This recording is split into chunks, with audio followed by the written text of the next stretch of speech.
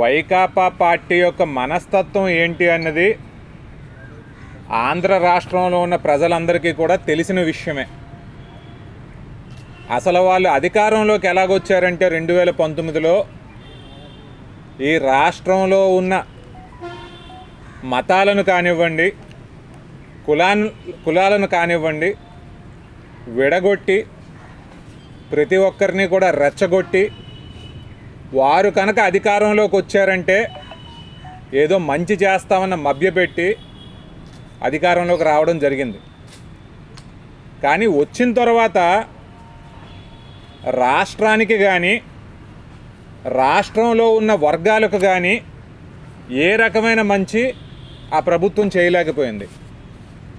సమాజానికే వారు మంచి చేయలేనప్పుడు, రాష్ట్రానికే మంచి చేయలేనప్పుడు కొన్ని వర్గాలకు మాత్రం మంచి జరుగుద్దండి. ప్రజలు అది ఎట్లాగో గమనించారు. 2024లో వాళ్ళందరినీ కూడా తరిమి కొట్టి కేవలం 11 సీట్లు మాత్రమే ఇచ్చారు. అయినా కానివ్వండి, బుద్ధి తెచ్చుకోకుండా ఈ రోజుకి ఆంధ్ర రాష్ట్రంలో వైకాపా పార్టీ ఏమేమైతే చేస్తున్నారో అవన్నీ కూడా ఖండించదగ్గ విషయాలు. ఈ రోజున ఈ రాష్ట్రాన్ని కులాల పరంగా కానీ మతాల పరంగా కానీ విడదీసి విధ్వంసం సృష్టిద్దాం అనుకుంటుంది ఆ పార్టీ. మొన్నటి వరకు పాస్టర్ ప్రవీణ్ గారి మృతి ఏదైతే ఉందో దాన్ని మతాల మధ్య చిచ్చు రేపి రాష్ట్రంలో అగ్నిమంటలు తీసుకొద్దామని చెప్పి చూశారు. కానీ ఆంధ్ర రాష్ట్రం ప్రజలు కానివ్వండి,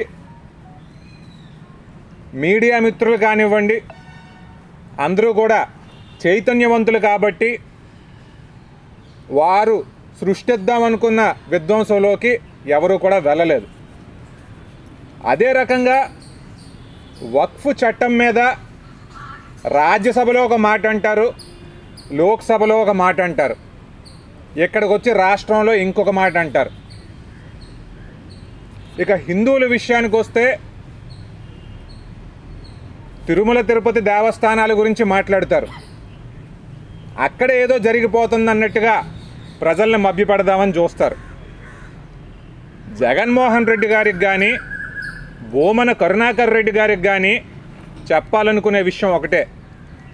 ఆంధ్ర రాష్ట్రంలో కానివ్వండి, భారతదేశంలో కానివ్వండి, హిందువులు కానీ ముస్లింలు కానీ క్రిస్టియన్లు కానీ అందరూ అన్నదమ్ముల్లాగా ఉంటారు. ప్రతి ఒక్కరి సంస్కృతి సాంప్రదాయాలను మిగిలిన వారు గౌరవిస్తూ ఉంటారు. హిందువుల విషయానికి వస్తే కాలు కడుక్కుంటే కానీ గుడిలోకి వెళ్ళరు. ఆవుని దైవంతో సమానంగా చూస్తారు. ఒక ప్రసాదం చేతికిచ్చారంటే ఆ ప్రసాదం తీసుకుని కళ్ళకు అద్దుకుంటారు.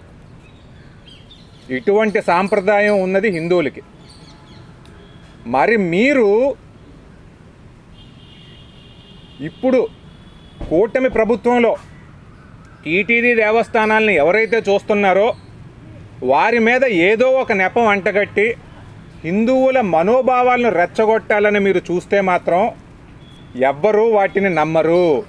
ఎందుకంటే తెలుగుదేశం పార్టీ కానివ్వండి, భారతీయ జనతా పార్టీ కానివ్వండి, జనసేన పార్టీ కానివ్వండి, హిందువుల మనోభావాలు కానీ క్రిస్టియన్ల మనోభావాలను కానీ ముస్లింల మనోభావాలను కానీ ఖచ్చితంగా జాగ్రత్తగా చూసుకునే కూటమి ప్రభుత్వం మాది.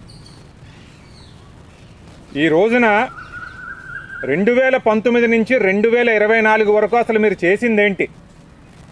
మీకు హిందూ మతం అంటే గౌరవం ఉందా? జనసేన అధినేత పవన్ కళ్యాణ్ గారి సతీమణి ఆనా గారు తిరుపతి వెళ్ళారు. ఆమె తిరుపతి వెళ్ళి తలనీలాలు అర్పిస్తే చీర కట్టుకుంటే చక్కగా ఒక హిందూ మహిళలాగానే ఉన్నారు. అన్నదానం చేశారు వారి బాబు పేరు మీద. మరి ఎక్కడో రష్యా నుంచి వచ్చిన ఆమె డిక్లరేషన్ చేసి తిరుమల తిరుపతి దేవస్థానాలకు వెళ్తే మీ కుటుంబ సభ్యులు ఎవరైనా చేశారా జగన్మోహన్ రెడ్డి గారు? మరి మీకు ఏ రకమైన నైతికత ఉంది? భూమన కరుణాకర్ రెడ్డి గారిని 2 సార్లు టీటీడీ చైర్మన్ కింద మీరు నియమించారు. మరి ఆయన ఎప్పుడైనా డిక్లరేషన్ ఇచ్చారా అని చెప్పి ఈ సందర్భంగా అడుగుతూ ఉన్నాం. భూమన కరుణాకర్ రెడ్డి గారు తప్ప మీకు ఇంకెవరు దొరకలేదా? హిందుత్వాన్ని ప్రాక్టీస్ చేసే ఏ ఒక్క నాయకుల్ని కూడా మీరు అక్కడ నియమించుకోలేకపోయారా జగన్మోహన్ రెడ్డి గారు అని చెప్పి మేము ప్రశ్నిస్తూ ఉన్నాం. అలాగే కొన్ని విషయాలు మాట్లాడాలి. గోశాలల గురించి కరుణాకర్ రెడ్డి గారు చాలా పెద్ద రచ్చ చేస్తూ ఉన్నారు. అయ్యా, గోశాల అనేది హిందువులందరికీ కూడా దైవంతో సమానం, గుడితో సమానం. తిరుమల తిరుపతి దేవస్థానమే కాదు, విజయనగరంలో గోశాల ఉన్నా, చీపురుపల్లిలో గోశాల ఉన్నా, రాజాంలో గోశాల ఉన్నా, అక్కడ ఆవుల్ని దూడల్ని దైవంతో సమానంగా అక్కడ ఉండేవారు కానివ్వండి, చుట్టుపక్కల వెళ్ళేవారు కూడా ఆ రకంగా చూసుకుంటారు అని చెప్పి మీకు ఒకసారి నేను గుర్తు చేస్తూ ఉన్నాను. కానీ మీ హయాంలో విజిలెన్స్ ఇచ్చిన రిపోర్ట్లు ఏంటండి? మీ హయాంలో గోశాలలు మీరు ఏ రకంగా చూశారు? విజిలెన్స్ రిపోర్ట్ల ప్రకారం గోశాలల్లో సరైన ఆరోగ్యకరమైన పరిస్థితులు లేవు అన్నది ఉంది. ఆవులకిచ్చే మేత ఏదైతే ఉందో అవి నాసిరకంగా ఉన్నాయి అని చెప్పి విజిలెన్స్ రిపోర్ట్లు ఉన్నాయి. ఆవుల కోసం, దూడల కోసం ఏవైతే మందులు కొంటామో వాటి ఎక్స్పైరీ డేట్లు కూడా అయిపోయాయని చెప్పేసి విజిలెన్స్ నివేదికలు ఉన్నాయి. మీ హయాంలో ఈ రకమైన విజిలెన్స్ రిపోర్ట్లు ఉంటే అదంతా మీరు పక్కన పెట్టేసి ఈ రోజున తెలుగుదేశం పార్టీ హయాంలో ఏదో జరిగిపోతుందని చెప్పి మీరు ఎందుకు చూపిద్దాం అనుకుంటున్నారు? ఇంకా తిరుమల తిరుపతి దేవస్థానాల విషయానికి వస్తే వారి ప్రభుత్వ హయాంలో ఎక్కడికక్కడ దళారీలు ఉండేవారు. ఏ బుకింగ్ ఓపెన్ అయినా వారికి వారే బుక్ చేసేసుకుని ప్రతి దళారీ కూడా వీటిని ఇంకా ఎక్కువ మొత్తాలకు బయట అమ్ముకుంటూ ఉండేవారు. తెలుగుదేశం పార్టీ అధికారంలోకి వచ్చిన తర్వాత 30,000 మంది దళారీలందరినీ కూడా బ్లాక్ చేశామన్న మాట వాస్తవం కాదా? ఇప్పుడు ప్రజలందరికీ కూడా మంచి సేవలు అందుతున్నాయన్న మాట వాస్తవం కాదా అని చెప్పి నేను అడుగుతూ ఉన్నాను. ఒక్క విషయం మేము ఖచ్చితంగా చెప్పగలమండి. కూటమి ప్రభుత్వం వచ్చిన తర్వాత కంప్లీట్గా పారదర్శకతతో దేవస్థానాలన్నింటినీ కూడా చూసుకుంటూ ఉన్నాం. ఈ విషయంలో ఏ రకమైన దోకా కూడా లేదు. వైకాపా నాయకులు ఎవరైతే ఉన్నారో వాళ్ళందరికీ కూడా మేము సవాల్ విసురుతూ ఉన్నాం. ఏదైనా దేవస్థానంలో ఏదైనా తప్పు జరుగుతూ ఉందని చెప్పి మీకు అనిపిస్తే, మీకు తెలిస్తే పదండి అక్కడికి. తెలుగుదేశం పార్టీ నాయకులు వస్తారు. ఈ రోజున తిరుపతిలో జరుగుతూ ఉన్నది కూడా అదే.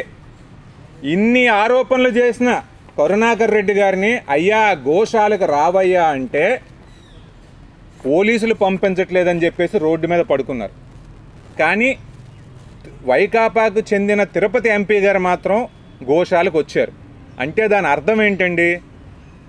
ఎంపీ గారు గోశాలకు వచ్చారు, తెలుగుదేశం పార్టీ నాయకులు అక్కడ నుండి మీకు ఏం కావాలో అది చూపిస్తామని చెప్పారు. కానీ ఇన్ని ఆరోపణలు చేసిన కరుణాకర్ రెడ్డి గారు మాత్రం తెలుగుదేశం పార్టీ నాయకులందరూ అక్కడ నిల్చుని మీకు ఏం ప్రశ్న ఉంటే మేము దాని సమాధానం చెప్తామని చెప్పినా ఆ సవాల్ స్వీకరించకుండా ఇంట్లో మాత్రమే ఉండిపోయారు. కాబట్టి ఈ రకమైన పనులు మీరు ఏదైతే చేస్తున్నారో ఇవి మాత్రం సబబు కాదు. కరుణాకర్ రెడ్డి గారు వెళ్తే మీరు ఆ గోశాలకు వెళ్ళండి. అక్కడ మీకు ఏమైనా ప్రశ్నలు ఉన్నాయంటే అడగండి, కావాల్సిన సమాధానాలన్నీ తెలుసుకోండి. లేదు అక్కడికి వెళ్ళే ధైర్యం కనుక మీకు లేకపోతే ఆంధ్ర రాష్ట్రంలో ఉన్న ప్రజలందరికీ, అదే రకంగా భారతదేశంలో ఉన్న హిందువులందరికీ కూడా క్షమాపణలు చెప్పి మీ పని మీరు చేసుకోవాల్సిందిగా ఈ పాత్రికేయుల ద్వారా తెలియజేస్తూ ఉన్నాను.